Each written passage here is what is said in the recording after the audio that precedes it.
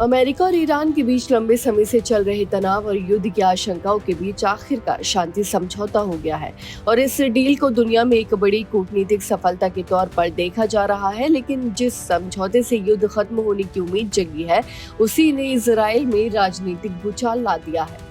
Israel के कई बड़े नेता इस डील से नाराज हैं और खुलकर इसका विरोध कर रहे हैं। अब इस पूरे विवाद में अमेरिका के उपराष्ट्रपति जेडी वेंस की एंट्री हुई है। जी हां, जिन्होंने इजरायली नेताओं को बेहद सख्त और दो टूक जवाब दिया है। एक इंटरव्यू में जेडी वेंस ने कहा कि हर राष्ट्रीय सुरक्षा समस्या का हल सिर्फ युद्ध और मारकाट नहीं हो सकता। उन्होंने इजराइल के राष्ट्रीय सुरक्षा मंत्री तमार बेन-ग्वीर और वित्त मंत्री बेजलेल स्मोट्रिच की आलोचनाओं पर प्रतिक्रिया देते हुए कहा कि आखिर उनका असली समाधान क्या है। वेंस ने कहा, आप 90 लाख लोगों का देश है। आप अपनी हर सुरक्षा चुनौती का जवाब सिर्फ लोगों को मारकर नहीं दे सकते। उन्होंने कहा कि उन्हें इजराइल में समझौते को लेकर पैदा हुई बेचैनी और अविश्वास काफी अजीब लग रहा है, क्योंकि अमेरिका ने इस क्षेत्र में भरोसा बनाने की कोशिश की है।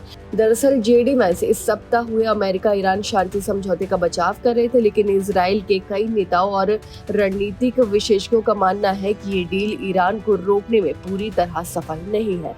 आलोचकों का कहना है कि समझौते में ईरान के मिसाइल कार्यक्रम को रोकने का कोई ठोस प्रावधान नहीं है। इतना ही नहीं, ईरान के परमाणु ठिकानों को खत्म करने या उसके परमाणु कार्यक्रम पर पूरी तरह लगाम लगाने का भी कोई स्पष्ट रोड मैप सामने नहीं आया है। वहीं इजराइल की चिंता सिर्फ यहीं तक सीमित नहीं है। इस समझौते के कारण लेबनान में सक्रिय हिजबुल्लाह के खिलाफ इजराइल की सैन्य कार्रवाई भी सीमित हो सकती है। जी हाँ, यही वजह है कि इजराइल के कई नेता इस डील को अपनी राष्ट्रीय सुरक्षा के लिए खतरे के रूप में देख रहे हैं। वहीं इसी बीच अमेरिकी राष्ट्रपति डोनाल्ड ट्रंप ने भी फ्रांस में आयोजित G7 शिखर सम्मेलन के दौरान इजराइल को सलाह दी कि वो लेबनान में हिजबुल्लाह के खिलाफ कार्रवाई करते समय ज्यादा संयमित और कम आक्रामक रवैया अपनाए। वहीं इजराइल के प्रधानमंत्री बेंजामिन नेतन्याहू ने समझौते के बाद अपनी पहली प्रतिक्रिया में साफ कर दिया कि इजराइल अपनी सुरक्षा हितों से कोई समझौता नहीं करेगा। नेतन्याहू ने कहा कि अमेरिका के साथ संबंध हमारे लिए बेहद महत्वपूर्ण है, लेकिन इजराइल की सुरक्षा सबसे ऊपर है।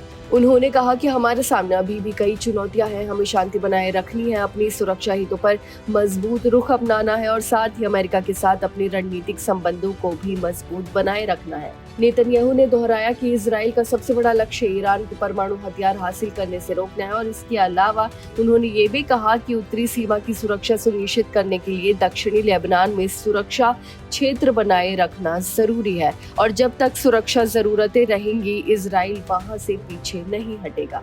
अब सवाल यह है कि क्या अमेरिका ईरान शांति समझौता वास्तव में मध्य पूर्व में स्थिरता लाएगा या फिर ये डील इजराइल और अमेरिका के बीच नए मतभेदों की शुरुआत साबित होगी। आने वाले दिनों में इसका जवाब पूरी दुनिया को मिल जाएगा। आपकी इस बारे में क्या राय है, हमें कमेंट करके जरूर बताएं।